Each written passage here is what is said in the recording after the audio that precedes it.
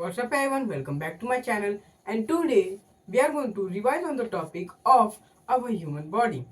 Now there are a lot of things that I am going to talk about today.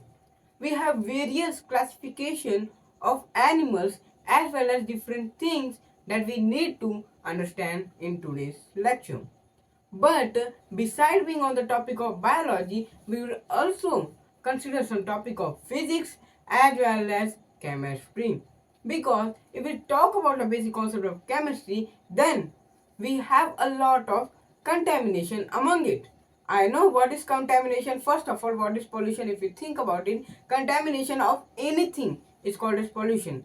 But where does this come in chemical reaction? Nowhere. So let's talk about chemical reaction. So there are basic rules of chemical reaction is that if there on the left is the reactant and on the right is the product. That's a common thing that we all know. As well as if there are more than one elements, more than one compound, more than one substances being added at the reactant, then we use the plus sign. Same for the producers. If there are more than one product, then we use the plus sign over there. Also, we use to describe everything, because if whether it is in the aqueous solution, it is on the solid, or it is in the gas. In the gas, we also write in small g, as well as we use the upward arrow. A G is used to denote its states, and the upward arrow is used to denote how it releases from that thing. Also, when we are using liquid like zinc in water plus that copper sulfate, which is known as sulfate, when we react this thing, so there are zinc metal which have formed there. So how does this happen? This happens and product of a precipitate is made. When the precipitate is made, we used to denote it with the downward arrow. This is what everything we need to know. Plus, if we are using the heat in the reaction, then we would denote it by the sign of delta in the reaction arrow. As well as when an heat is released at the outside, then we use the heat thing. We write the heat as a word to indicate that it is an heat being released, which is nothing but an exothermic reaction. But we will get there, okay? Wait. Now, when we are talking about this, we need to specify something, because not everything works in every condition.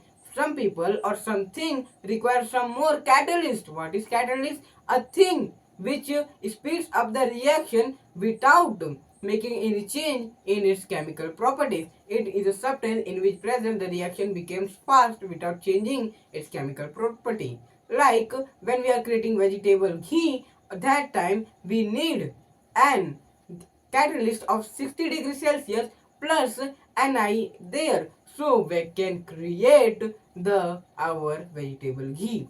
So this is the thing. Now whenever we are talking about this type of reaction, so there are main two type of heat related reaction. One is endothermic and second is exothermic.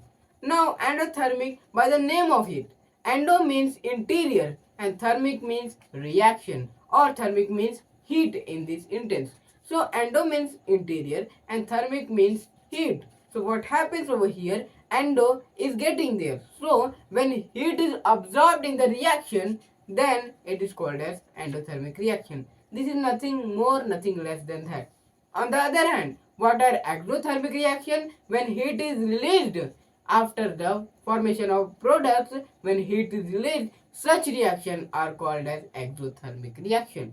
Now did you understand that what is endothermic and exothermic? But there are something also as well. Combination reaction, decomposition reaction, what is displacement reaction, what is double displacement reaction, this type of thing. Now there are a lot of this type of knowledge that is given, and you have already studied it in the previous year as well. We know that. And we talked about displacement reaction. These are the all type of thing. Now I hope you understand all of these things. If you didn't understand, make sure to like this video and subscribe to my channel. Thanks for watching.